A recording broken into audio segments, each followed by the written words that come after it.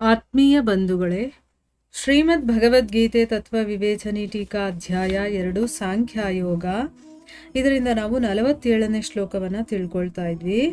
ಅದರಲ್ಲಿ ನಿನಗೆ ಕರ್ಮ ಮಾಡೋದ್ರಲ್ಲೇ ಅಧಿಕಾರ ಇದೆ ಅಂತ ಭಗವಂತ ಹೇಳಿದಾನಲ್ಲ, ಅದು ಯಾಕೆ ಅನ್ನೋದ್ರ ಬಗ್ಗೆ ನಾವು ತಿಳ್ಕೊಳ್ತಾ ಇದ್ವಿ. ಮೊದಲನೇ ಒಂದು ಪಾಯಿಂಟ್ ಏನು ಅಂತಂದ್ರೆ, ಮನುಷ್ಯ ಶರೀರದಲ್ಲಿ ಜೀವನಿಗೆ ಹೊಸ ಕರ್ಮವನ್ನ ಮಾಡೋದಕ್ಕೆ ಸ್ವಾತಂತ್ರ್ಯ ಇದೆ ಅಂತ ತಿಳ್ಕೊಂಡ್ವಿ. ಅದರಿಂದ ನಾವು ಭಗವಂತನ ಪ್ರಾಪ್ತಿ ಕೂಡ ಮಾಡ್ಕೋಬಹುದು ಅಂತ. ಎರಡನೇ ಪಾಯಿಂಟ್ ಏನು ತಿಳ್ಕೊಂಡ್ವಿ, ಕರ್ಮ ಮಾಡೋದಕ್ಕೆ ಅಧಿಕಾರ ಇದೆ ಹೊರತು ಕರ್ಮ ಫಲಕ್ಕೆ ನನಗೆ ಅಧಿಕಾರ ಇಲ್ಲ, ಮತ್ತೆ ಆ ಕರ್ಮವನ್ನ ತ್ಯಾಗ ಮಾಡೋದಕ್ಕೂ ನಮಗೆ ಅಧಿಕಾರ ಇಲ್ಲ ಅನ್ನೋದನ್ನ ತಿಳ್ಕೊಂಡ್ವಿ. ಇನ್ನು ಮೂರನೇ ಪಾಯಿಂಟ್ ಏನು ಅಂತ ತಿಳ್ಕೊಳ್ಳೋಣ. ಇವಾಗ ಸರ್ಕಾರದಲ್ಲಿ ಜನರಿಗೆ ಆತ್ಮರಕ್ಷಣೆ ಮಾಡ್ಕೊಳ್ಳೋದಕ್ಕೆ ಅಥವಾ ಪ್ರಜೆಗಳ ರಕ್ಷಣೆ ಮಾಡೋದಕ್ಕೆ ತಮ್ಮ ಹತ್ರ ಬೇರೆ ಬೇರೆ ರೀತಿಯ ಶಸ್ತ್ರಗಳನ್ನು ಇಟ್ಕೊಳ್ಳೋದು ಮತ್ತು ಅದನ್ನು ಪ್ರಯೋಗಿಸುವಂಥ ಒಂದು ಅಧಿಕಾರವನ್ನು ಕೊಡ್ತಾರೆ. ಈಗ ಗನ್ ಇರುತ್ತೆ, ಅದು ನಮ್ಮ ರಕ್ಷಣೆಗೆ ಅಂತಲೇ ದೊಡ್ಡ ದೊಡ್ಡ ಸಾಹುಕಾರರು ಇರ್ತಾರಲ್ಲ ಅವರು, ಮತ್ತು ಪೊಲೀಸ್ ಡಿಪಾರ್ಟ್ಮೆಂಟಲ್ಲಿರೋರು ಅಥವಾ ಸೆಕ್ಯೂರಿಟಿ ಆ ಒಂದು ಕೆಲಸದಲ್ಲಿರೋರು, ಇಂಥವ್ರಿಗೆ ಕೆಲವೊಬ್ಬರಿಗೆ ಮಾತ್ರ ಆ ಅಧಿಕಾರವನ್ನು ಕೊಟ್ಟಿರ್ತಾರೆ. ಯಾಕೆ? ತನ್ನ ರಕ್ಷಣೆ ಮಾಡ್ಕೊಳ್ಳೋದಕ್ಕೆ ಅಥವಾ ಪ್ರಜೆಗಳ ರಕ್ಷಣೆಗೋಸ್ಕರ ಈ ಒಂದು ಪರ್ಮಿಷನನ್ನು ಅಥವಾ ಅಧಿಕಾರವನ್ನು ಕೊಟ್ಟಿರ್ತಾರೆ. ಮತ್ತು ಅದೇ ಸಮಯದಲ್ಲಿ ಆ ಶಸ್ತ್ರಗಳನ್ನ ಪ್ರಯೋಗ ಮಾಡೋದಕ್ಕೆ ಕೆಲವೊಂದು ನಿಯಮಗಳನ್ನು ಕೂಡ ಅವರಿಗೆ ಹೇಳ್ತಾರೆ. ಅಂದರೆ ನನ್ನ ಹತ್ರ ಗನ್ ಇದೆ ಅಂದಿದ ತಕ್ಷಣ ನಾನು ಇಷ್ಟ ಬಂದಂಗೆ ಅದು ಯೂಸ್ ಮಾಡ್ಬೋದು ಅಂತಲ್ಲ, ಅದಕ್ಕೊಂದು ಕೆಲವೊಂದು ನಿಯಮಗಳಿರುತ್ತೆ, ಅದನ್ನು ಫಾಲೋ ಮಾಡಲೇಬೇಕು ಅವರು ಅದನ್ನು ಪ್ರಯೋಗ ಮಾಡಬೇಕಾದ್ರೆ.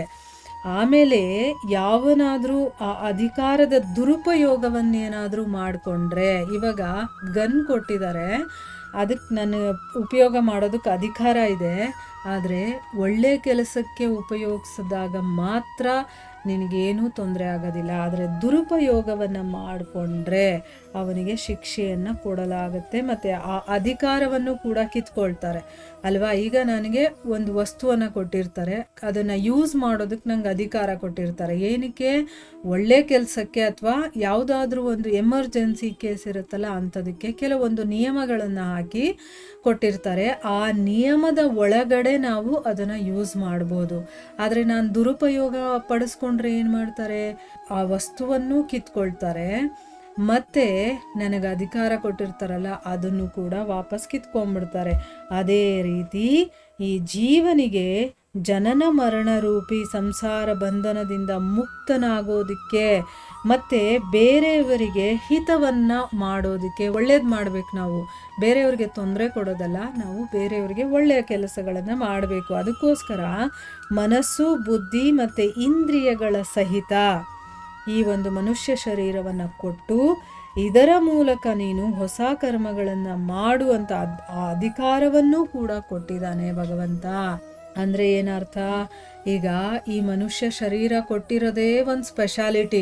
ನಮ್ಗೇನೋ ಒಂದು ಪುಣ್ಯದ ಕೆಲಸವನ್ನ ಮಾಡಿರ್ತೀವಿ, ಅದಕ್ಕೋಸ್ಕರ ನಮ್ಗೊಂದು ಚಾನ್ಸ್ ಕೊಟ್ಟಿದ್ದಾನೆ.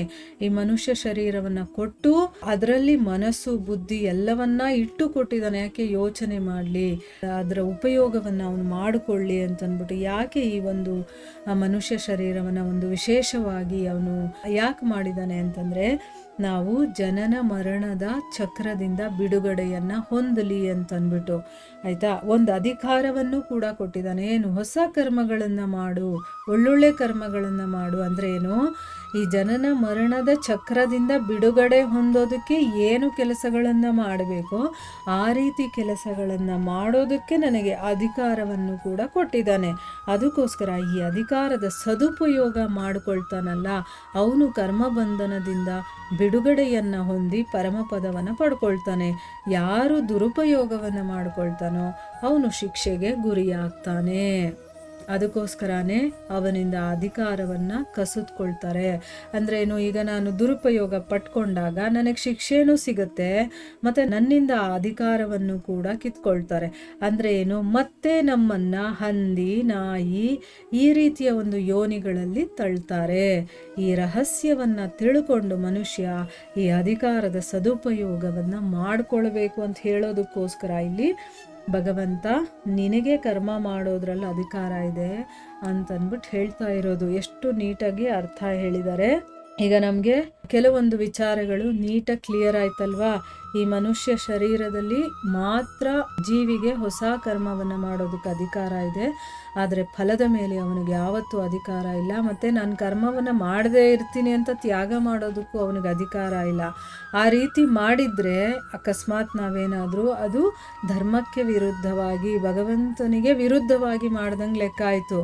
ಈಗ ಅವರವರ ಜವಾಬ್ದಾರಿಗಳನ್ನು ಯಾರು ಬಿಟ್ಟು ತಪ್ಪಿಸ್ಕೊಂಡು ಹೋಗ್ತಾರೋ, ತ್ಯಾಗ ಮಾಡಿಬಿಟ್ಟಿದ್ದೀನಿ ನಾನು ಅಂತ, ಅವರು ಎಲ್ಲ ಶಿಕ್ಷೆಗೆ ಗುರಿಯಾಗುವಂಥವ್ರು. ಯಾಕಂದರೆ ಭಗವಂತ ಸ್ವಯಂ ಇಲ್ಲಿ ಹೇಳ್ತಾ ಇದ್ದಾನಲ್ಲ, ಆ ರೀತಿ ಮಾಡಬಾರ್ದು ಅಂತಂದ್ಬಿಟ್ಟು. ಸೊ ನನ್ನ ಕರ್ತವ್ಯ ಕರ್ಮವನ್ನು ನಾನು ಮಾಡಲೇಬೇಕು.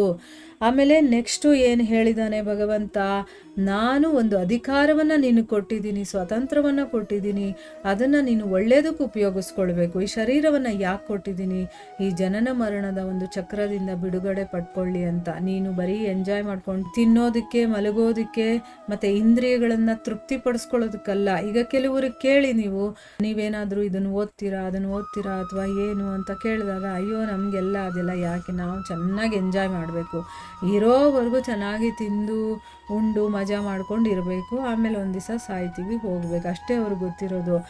ಆದರೆ ನಿಜವಾಗ್ಲೂ ಭಗವಂತ ಈ ಶರೀರವನ್ನು, ಮನುಷ್ಯ ಒಂದು ರೂಪವನ್ನು ಅಥವಾ ಮನುಷ್ಯ ಶರೀರವನ್ನು ಯಾಕೆ ಕೊಟ್ಟಿದ್ದಾನೆ ಅಂತಂದರೆ, ಈ ಜನನ ಮರಣದ ಚಕ್ರದಿಂದ ಬಿಡುಗಡೆ ಆಗಿ ನಾವು ಬರಬೇಕು ಅಂತಂದ್ಬಿಟ್ಟು. ಆದರೆ ಅದನ್ನು ಸದುಪಯೋಗ ಪಡಿಸ್ಕೊಳ್ಳದೆ ದುರುಪಯೋಗ ಪಡಿಸ್ಕೊಂಡಾಗ ನೋಡ್ತಾನೆ, ಕಡೆಯಲ್ಲಿ ಒಂದು ಲೆಕ್ಕಾಚಾರ ಆಗ್ತಾನೆ, ಇವನಿಗೆ ನಾನು ಕೊಟ್ಟಿರೋದು ವೇಸ್ಟು, ಇವನು ಇದನ್ನು ಸರಿಯಾಗಿ ಉಪಯೋಗಿಸ್ಕೊಳ್ಳೋದಕ್ಕೆ ಇನ್ನು ಯೋಗ್ಯತೆಯನ್ನು ಪಡೆದಿಲ್ಲ ಅಂತಂದ್ಬಿಟ್ಟು ಏನು ಮಾಡ್ತಾನೆ, ಆ ಒಂದು ಮನುಷ್ಯ ಶರೀರವನ್ನು ನಮ್ಮಿಂದ ಕಿತ್ಕೊಂಡು ಮತ್ತೆ ನಮ್ಮನ್ನು ಹಂದಿ ನಾಯಿಗಳ ಒಂದು ಯೋನಿಗಳಿಗೆ ಕಳಿಸ್ಬಿಡ್ತಾನೆ. ನೀನಿನ್ನೂ ಅಲ್ಲೇ ಇರು, ಅದಕ್ಕೆ ಯೋಗ್ಯತೆ ಇರೋದು ನಿನಗೆ ಅಂತಂದ್ಬಿಟ್ಟು. ಅದಕ್ಕೋಸ್ಕರನೇ ಈ ರಹಸ್ಯವನ್ನು ತಿಳ್ಕೊಂಡು ಮನುಷ್ಯ ಆ ಅಧಿಕಾರದ ಸದುಪಯೋಗವನ್ನು ಪಡ್ಕೊಳ್ಬೇಕು. ಈಗ ನಮಗೆಲ್ಲ ರಹಸ್ಯ ಗೊತ್ತಾಯ್ತಲ್ವಾ, ಈ ಮನುಷ್ಯ ಶರೀರ ಯಾಕಿದೆ ಅಂತಂದ್ಬಿಟ್ಟು. ಬರೀ ಪಾತ್ರೆ ತೊಳೆಯೋದು, ಬಟ್ಟೆ ಒಗೆಯೋದು, ಕೆಲ್ಸಕ್ಕೆ ಹೋಗೋದು, ದುಡಿಯೋದು, ಮನೆ ನೋಡ್ಕೊಳ್ಳೋದು, ಇಷ್ಟರಲ್ಲೆಲ್ಲ ಇರೋದು. ಇದೆಲ್ಲ ಕರ್ತವ್ಯವನ್ನು ಭಗವಂತನಿಗೆ ಕನೆಕ್ಟ್ ಮಾಡ್ಕೋಬೇಕು. ನಾವು ಭಗವಂತನ ಕಡೆಗೆ ಹೋಗೋದಕ್ಕೆ ಏನು ಮಾಡಬೇಕು, ಆ ಕೆಲಸಗಳಲ್ಲಿ ನಮ್ಮ ಮನಸ್ಸನ್ನು, ಬುದ್ಧಿಯನ್ನು, ಈ ಶರೀರವನ್ನು ತೊಡಗಿಸ್ಬೇಕು. ಅದನ್ನು ಇಲ್ಲಿ ಹೇಳೋದಕ್ಕೋಸ್ಕರ ಈ ಶ್ಲೋಕದಲ್ಲಿ ಈ ರೀತಿ ಹೇಳಿದ್ದಾರೆ. ಇದರ ಮುಂದುವರೆದ ಭಾಗ ಇನ್ನೂ ಇದೆ, ಅದನ್ನು ನಾವು ಮುಂದಿನ ಭಾಗದಲ್ಲಿ ತಿಳ್ಕೊಳ್ಳೋಣ. ಹರೇ ಕೃಷ್ಣ.